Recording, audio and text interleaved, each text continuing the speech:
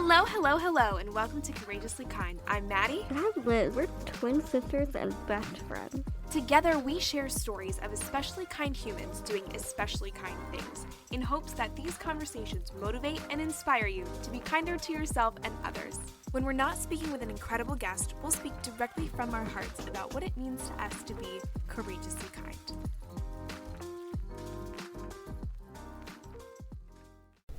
So this week we had the very exciting honor to talk to Jordan Walker Roth. Jordan is an actor on The Chosen and was on 1883. He also is a podcast host of the show What's Your Limp? When we heard about his show, we were, because we're fans of The Chosen, and so I was kind of scrolling on social media one day and found this podcast and was like, oh my God, Liz, like we have to see if Jordan will come be on our podcast, because it has so much to do with what we stand for at Courageously Kind. What's Your Limp is a podcast where Jordan interviews public figures, essentially, actors, artists, athletes, authors. We like alliteration here, the A's. Public figures that you probably have heard of and have seen in the media. And instead of, he talks about, obviously what they're famous for, but he talks specifically with them about their insecurities and the things that they're afraid of. And it's got a really beautiful message that we're all afraid of something, and we all have insecurities and anxieties, and the more we talk about them, the less scary they become. And the more that we realize that everyone has some fear, the more courageous we can feel and work together to work through those insecurities, stuff like that. It's really just so awesome. I really, really, really encourage you to go listen to it. Absolutely. And this episode, it's one of my favorites, and I say that about everyone, but everyone is a favorite of mine. We talk all about how to overcome our insecurities. We talk a lot about representation in film and television, which you've heard us say before if you've been here a little while. And I had to ask if you could give us any spoilers or teasers for the upcoming season of his show that he's on, The Chosen. So you might get a little spoiler in this episode. A Courageously Kind exclusive? A Courageously Kind exclusive. What? I know. It's very, very exciting. We're so excited for you to listen to this episode. Here it is. Enjoy. We want to jump right in and talk about your podcast, What's Your Limp?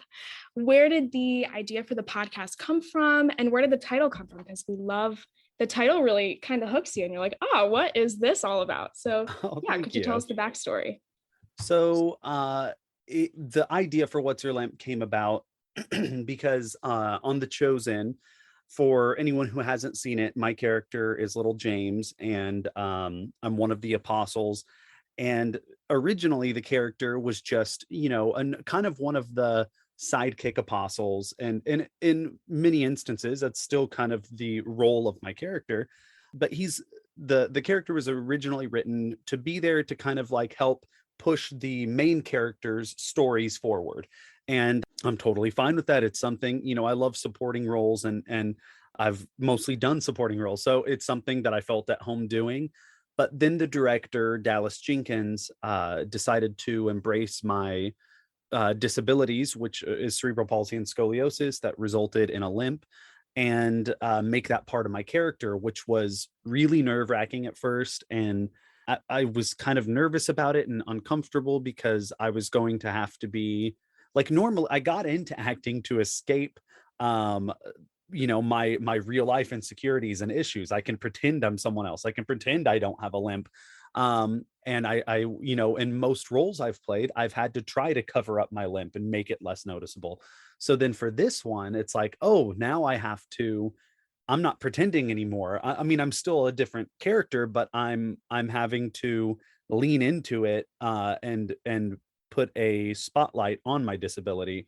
But when we first addressed that the character's disability, which is my own, in season 2, and after that, the response that we got from fans, that specifically fans that have disabilities as well, they started reaching out and saying how much it meant to them to kind of feel represented. and asking those tough questions, because, you know, within any faith system, whether you're Christian or Jewish or Buddhist or, you know, Muslim or anything like that, there are people within those groups that have disabilities. And there's that kind of like stigma of like, if you're not, you know, I've even been told this, like, if I'm not being healed, it's because I don't have enough faith, or you're not praying Yes. hard enough, or all of those Mhm. things.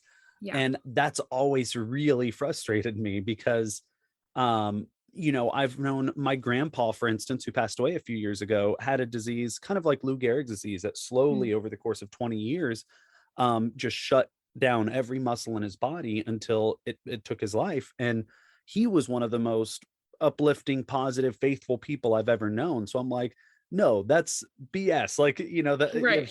if he isn't going to be healed, then that means that it's not a matter of like lack of faith or praying hard enough or whatever. Right.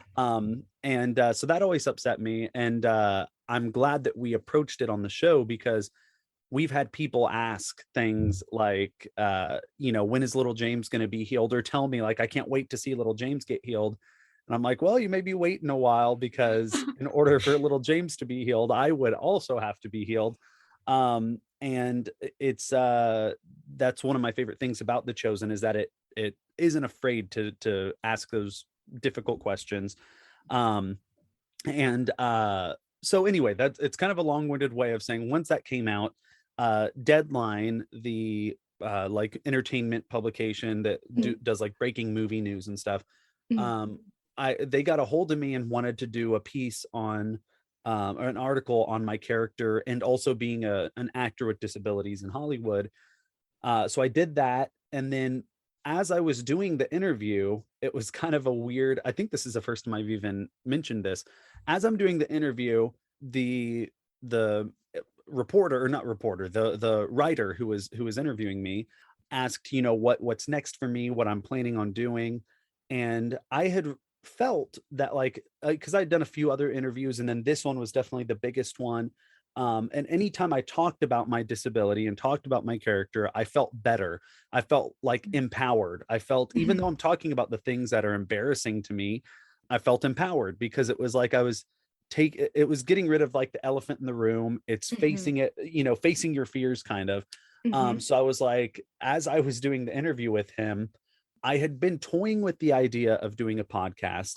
And before then I had thought, like, if I did one, it would be What's Your Limp, because I knew that I like talking to people about their own insecurities would be an interesting topic, you know, for a podcast. So in the middle of the interview, he asked what I'm doing next. And I just said, oh yeah, I'm doing a podcast called What's Your Limp. And at the time I hadn't done anything for it. I hadn't recorded any episodes. It wasn't even like a plan. I hadn't designed the logo or anything. But once I said it, I knew that saying it in a Deadline article, that I had to follow through. So I was doing that to hold myself accountable, because otherwise it may have just been another idea that it's like, oh, that'd be cool. And then I never would have done it.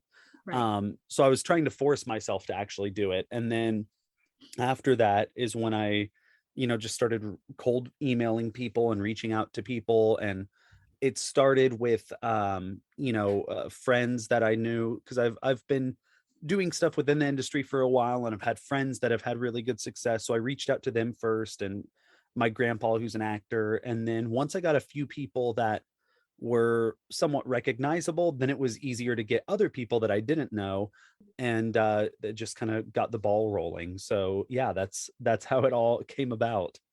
That's awesome. I love that you just like said, yeah, I'm doing a podcast, and then like you have to stick to it. We had sort of a similar thing of Liz did a video for Face Equality International, which is an organization that works with different organizations that are working for face equality and for the equality and representation of people with facial disfigurements and stuff like that. And I'll let you speak more of that. But yeah, I could definitely tell you were like more empowered after doing that video. And I was like, let's start a podcast. Like, let's just do it. And you thought I was crazy, but I know. I was like, I don't listen to podcasts. Like, where did this come from? Yeah.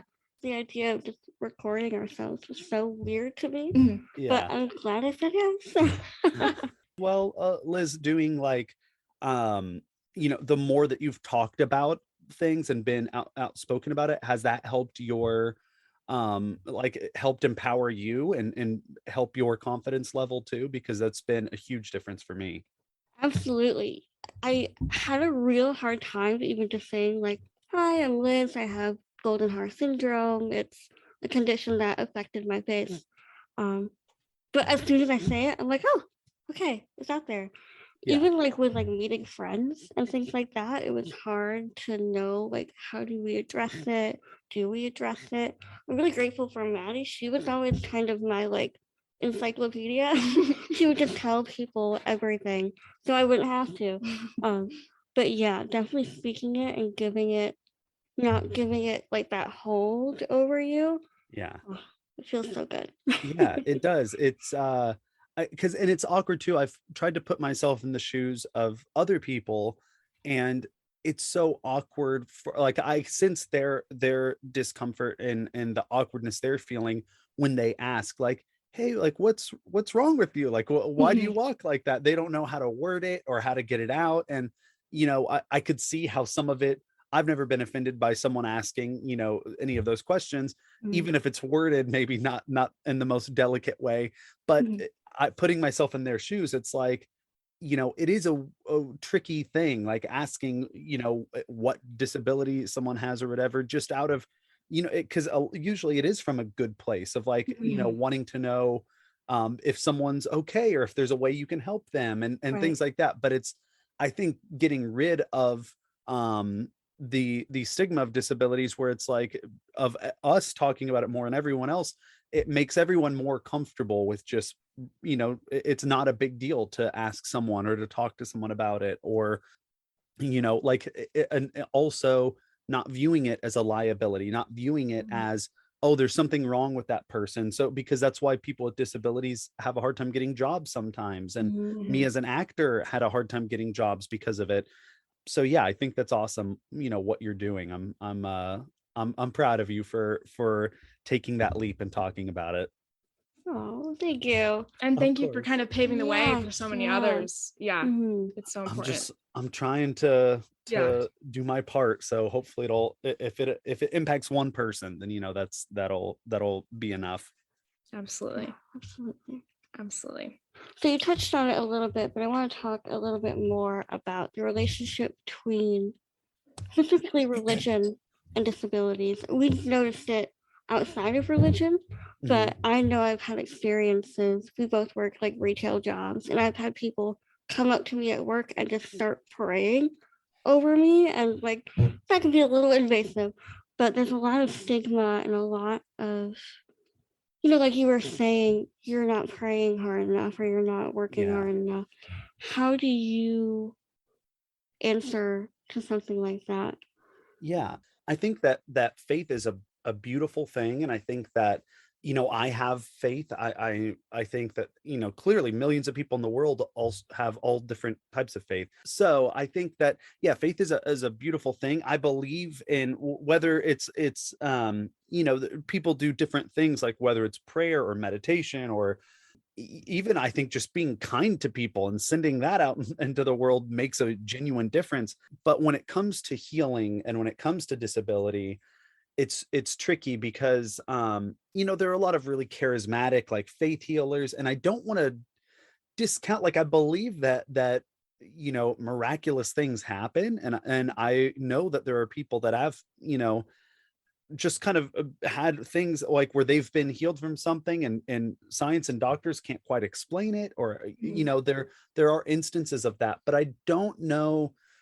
it's it's hard because if people, another aspect of like, it's not a disability, but you know, it's like the idea that if you have a strong enough faith and you prayed to be healed, like if I prayed strong enough my limp would go away.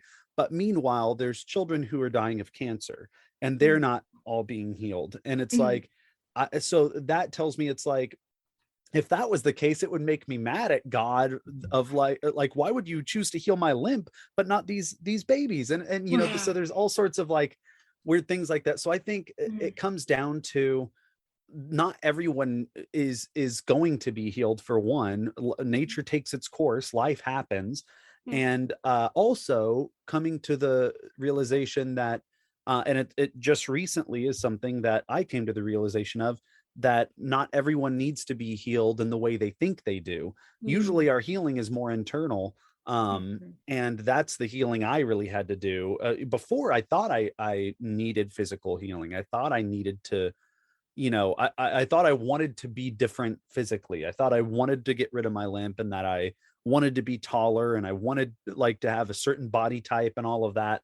And even still, I have hints of that. Like I catch my reflection when I'm walking down the street or something, and I see my limp, and I'm like, oh, what? Like, and it I feel embarrassment or shame or disgust, and then I catch myself, and I'm like, wait, why am I doing that? Because Mhm.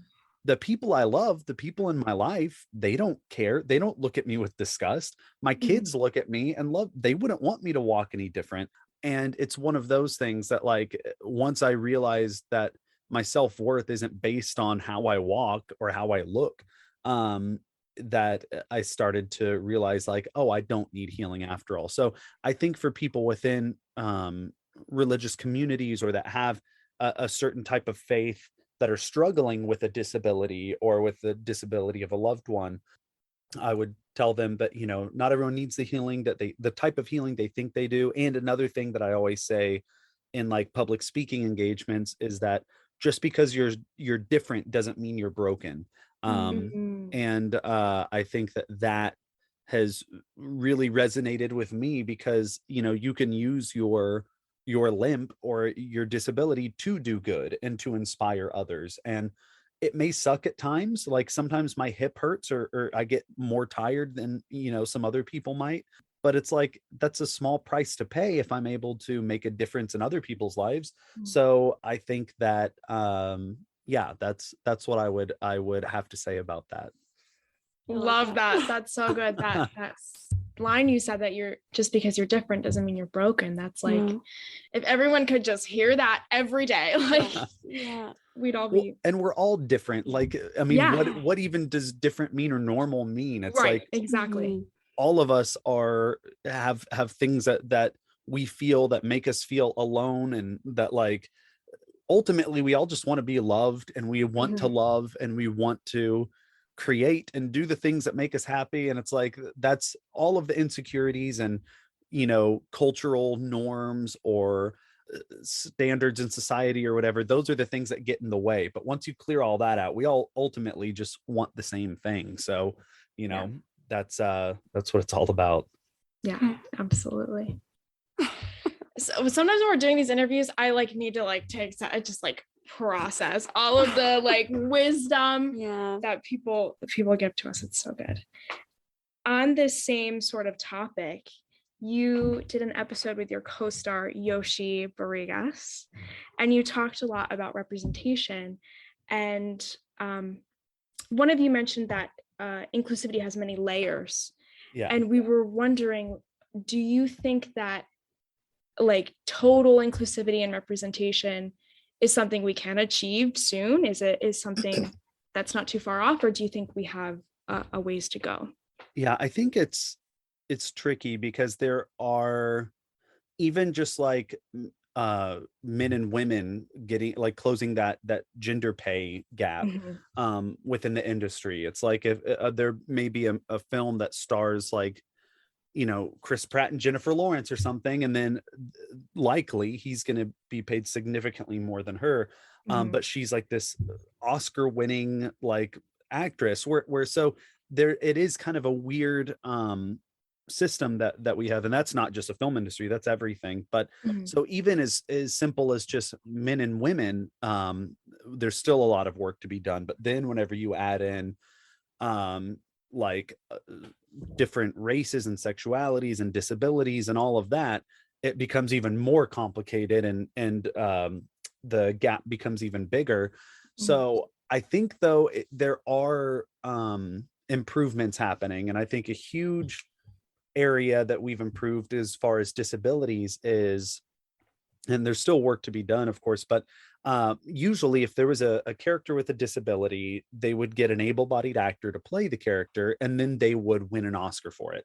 And there were some, there's been some great performances by able-bodied actors playing disabled characters, but there are plenty of actors with disabilities that could have played that role and brought even more like knowledge on what it's like to actually be disabled. And it would have been even more authentic, and ultimately that's what we want in art, is authenticity.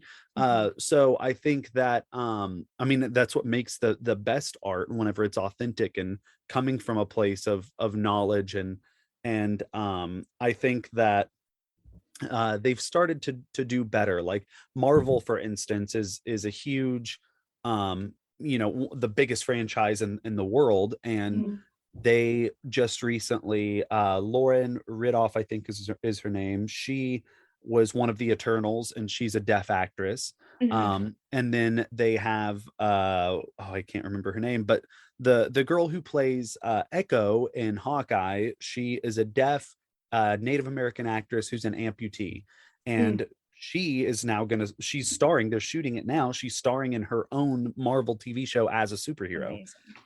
So doing things like that is really important. And there are people that may look at the Marvel films and be like, oh, they lack substance, it's just the same thing, which that's fine, but there's no denying their cultural impact. And if the word, like we said, normalizing disabilities and showing people that, like, hey, people with disabilities are just as capable. It may just look or sound or seem different when they do something. It doesn't mean they can't do those things. Like, I play football all the time, I love playing football, and it may look a little different when I run, but I can hold my own with people, and it's like I can still do it.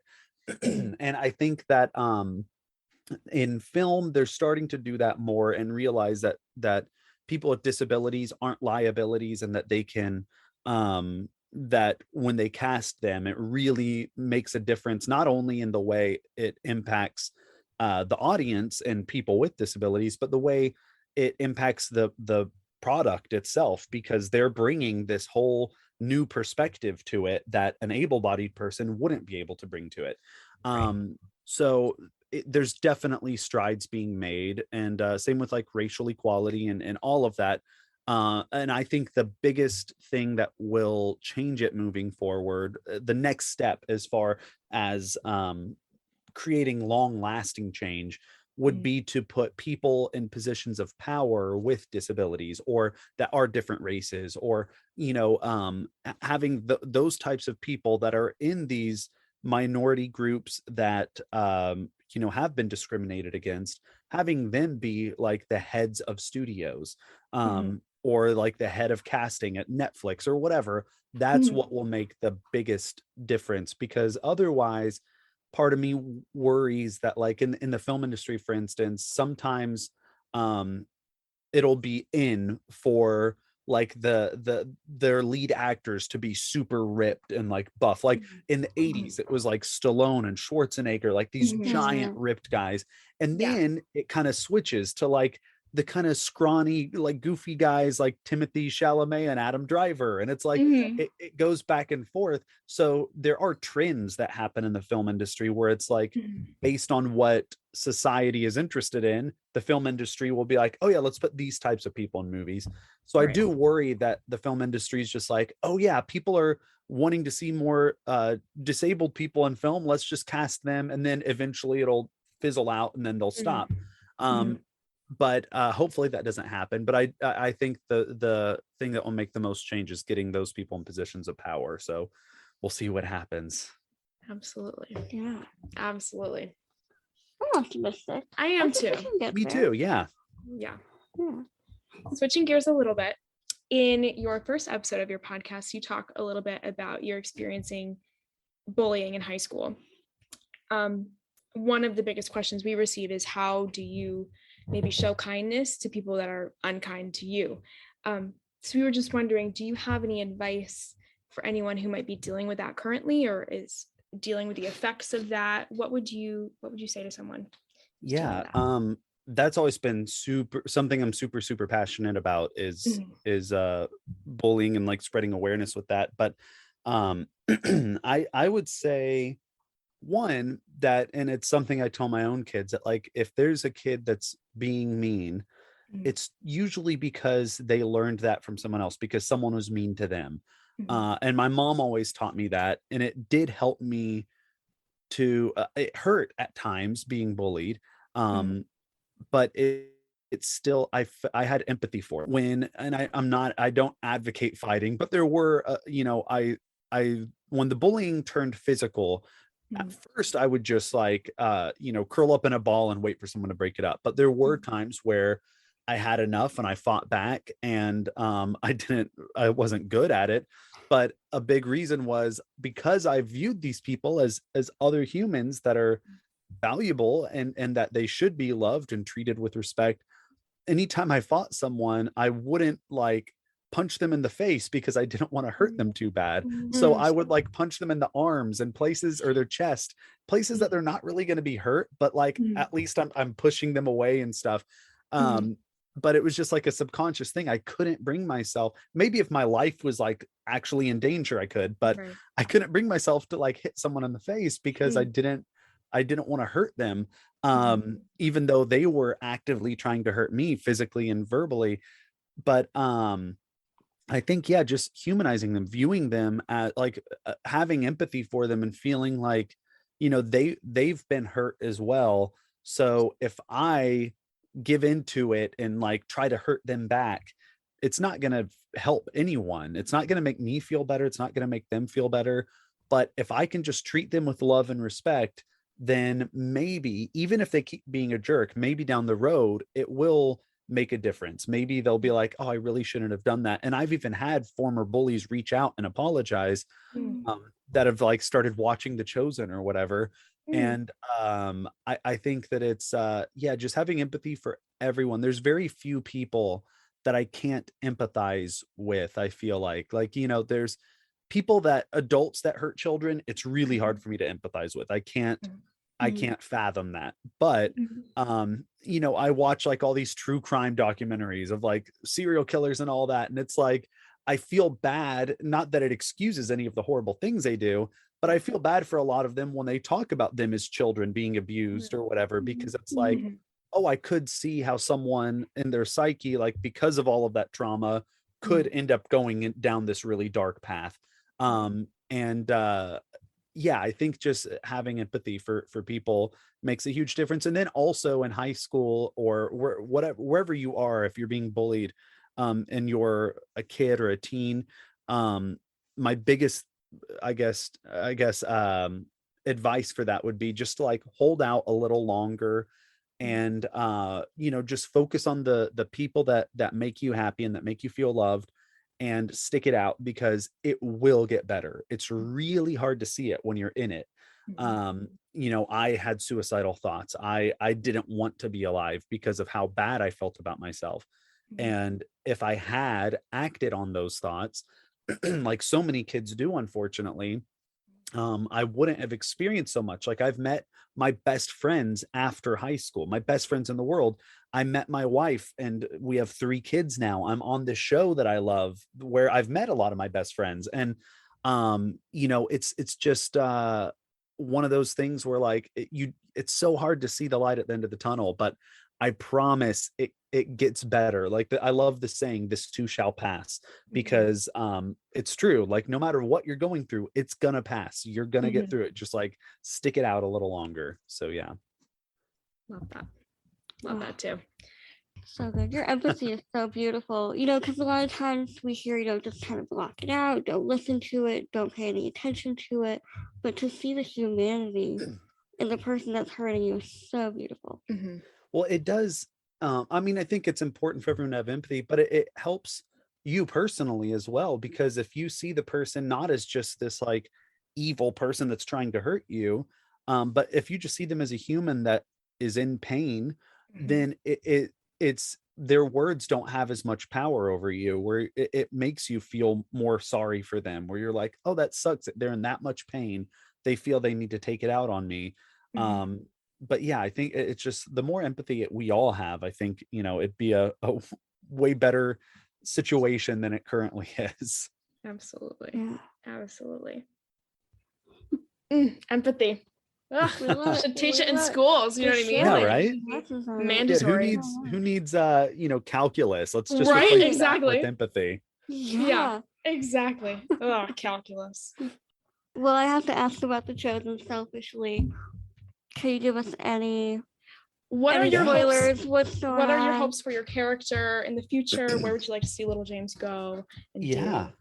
So this season is easily our biggest season yet. It's both in like the length, because it's still 8 episodes, but every episode is a little longer than in previous seasons. So rather than being 30 to 40 minutes an episode, it'll be 40 to like 50 minutes an episode.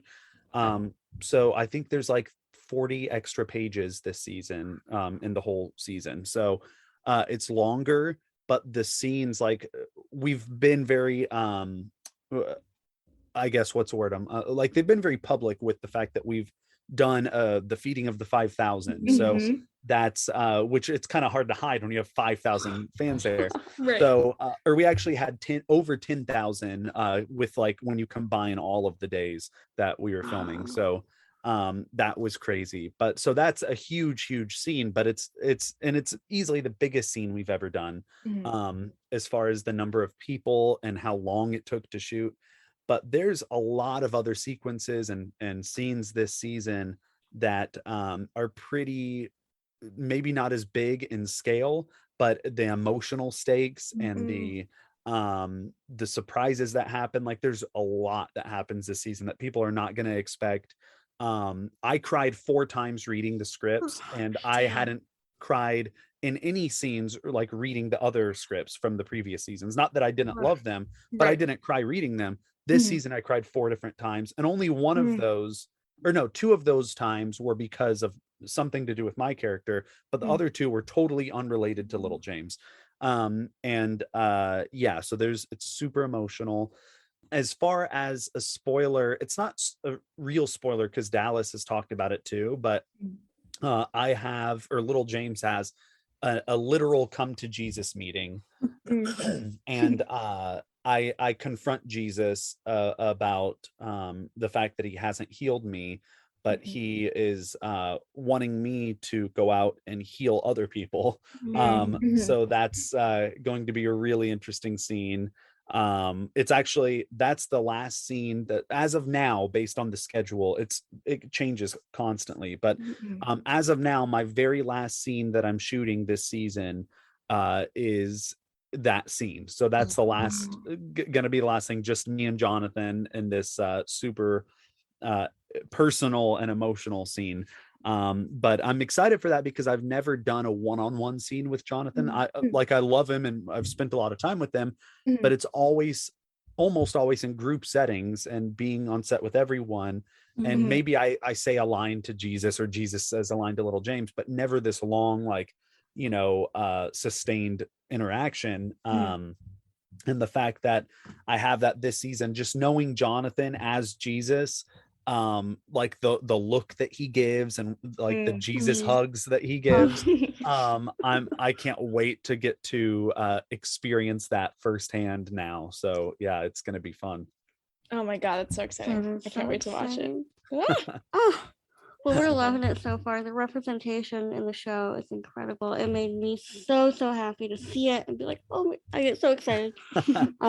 It's lovely. And we're loving everything you're doing with your podcast. It's Well, thank you. incredible. You're changing the world, man. Yeah. Oh, so are y'all. Thank you. I mean, it takes all of us to do it. So, and this next season should be out November or December, the first 2 episodes. So too much longer. They're already editing and we'll see. So hopefully, and the first 2 episodes, the plan is for them to be released in theaters. So it'll be like a movie, and then the rest of them will start being released on the app. So yeah, it's gonna be exciting. Oh, that is so exciting. Okay. Thank you so much for coming on. Before we let you go, where can people find you and listen to your show? Yeah. So you can find me personally at the Jordan Ross on all social media pages. or jordanwalkerross.com. And then for What's Your Limp, you can listen to it on Apple Podcasts, Spotify, Amazon Music, and anywhere you listen to podcasts, really. And or at What's Your Limp on Instagram, YouTube, and TikTok, where I post like clips and stuff like that of the show too. So yeah.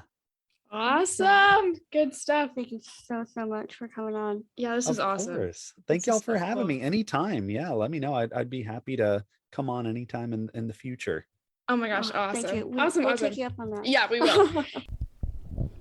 We were seriously so excited for this interview. We were like jumping up and down when he emailed us within like 10 minutes. Oh my gosh. We cold email our guests, which is kind of nerve-wracking. You never know how people are going to respond. You never know if you're going to respond. We got our first rejection email the other day. Ouch. It hurts a little bit. But Jordan responded within 10 minutes and was like, yeah, let's do it. I would love to be on your show. And that was so exciting. And it was even more exciting that he's so nice. Oh my gosh. He was so generous with his time and with his energy and his love. And I'm just so happy that this episode exists. And that you get to listen to it. Yes. When this airs, it will be like a month or so after we filmed it. And it was one of the hardest things to not be like, let's put this out right now because I want people to listen to it. Literally the day we filmed it, I was like, can we release it? Now? We have to save it. But it was worth the wait, I hope. Absolutely. Check out all of Jordan's amazing social medias. We'll tag them in the description below and at the end of this video. And check out his podcast, What's Your Limp? Yes. It's seriously so good. Even if you have never seen The Chosen before, he interviews all different kinds of people. I'm sure you've heard of at least one of them. Absolutely. So yeah, go check it out. And a huge thank you to Jordan for coming to be on our show. Yes, thank you. We love you guys, and we'll see you back here real soon. Bye. We'd like to give a huge thank you to Anawalt's Landscape Contracting for their support of Courageously Kind. Anawalt's is a family-owned landscape contracting company in Berks County that has served Pennsylvania for over 35 years. If you're ready to get your landscaping project started, visit anawaltlandscape.com or call 610-916-7070. Anawalt's Landscape Contracting, beautifying Pennsylvania 1 yard at a time. Thank you so much for listening.